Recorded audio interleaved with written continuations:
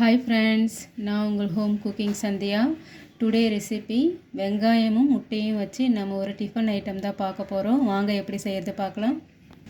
First கடாயில் எண்ணெய் ஊற்றிட்டு வெங்காயம் நல்லா ஃப்ரை பண்ணுங்கள்.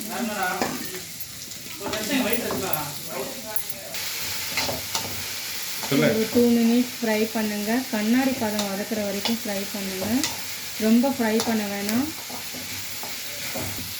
இப்போ வதங்கிச்சு. இதை இப்போ ஒரு பாத்திரத்தில் போட்டுக்கலாம். இப்போ பாத்திரத்தில் போட்டாச்சு. இது ஒரு 5 minutes ஆற விடுங்க. இப்போ வெங்காயம் ஆறிடுச்சு. இதில் முட்டை உடச்சி ஊற்றிக்கலாம்.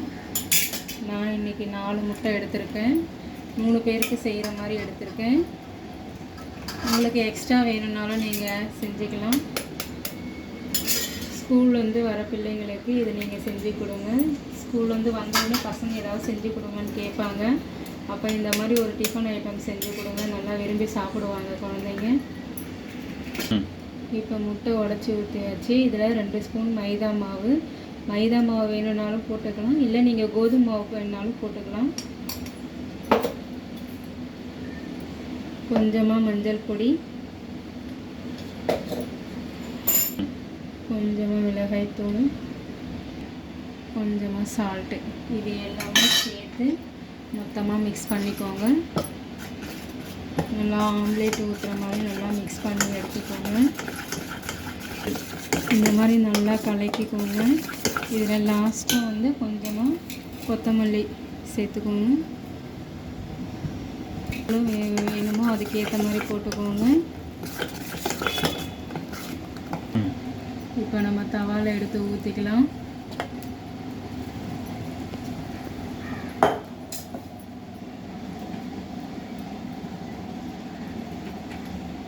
நம்ம ஊற்றியாச்சு. லாஸ்ட்டாக வந்து எண்ணெய் ஊற்றிக்கோங்க. எண்ணெய் ஊற்றி வேக விட்டுறணும்.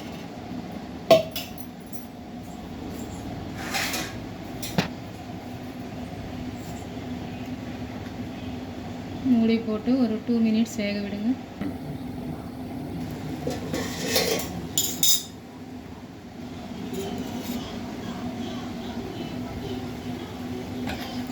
இப்போ வெந்துச்சு. நாம் திருப்பிக்கலாம்.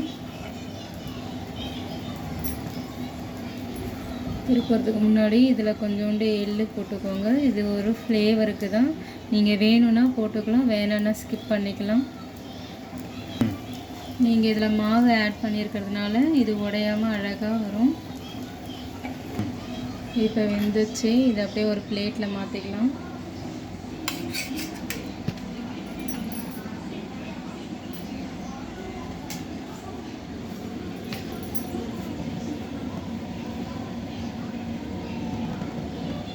நம்ம கட் பண்ணி அழகாக நம்ம எடுத்துக்கலாம். கட் பண்ணி இதை டொமேட்டோ சாஸு இல்லை கெச்சப்போட சாப்பிட கொடுங்க. சூப்பராக இருக்கும். நீங்கள் இட்லி தோசை செய்கிறதுக்கு பதிலாக இந்த மாதிரி டக்குன்னு சீக்கிரமாக ரெடி ஆகிற மாதிரி இது ஒரு டிஃபன் ரெசிபி தான். நீங்களும் ட்ரை பண்ணி பாருங்கள்.